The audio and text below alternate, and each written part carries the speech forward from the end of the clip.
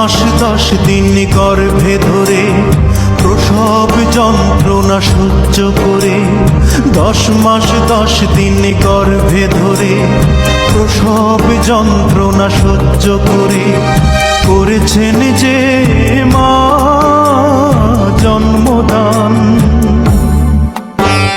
ঘুম পাড়ানি গান শুনিয়ে বুকের রক্ত দুধ বানিয়ে, ঘুম পাড়ানি গান শুনিয়ে বুকের রক্ত দুধ বানিয়ে করিয়েছেন যে মা দুগ্ধ পান।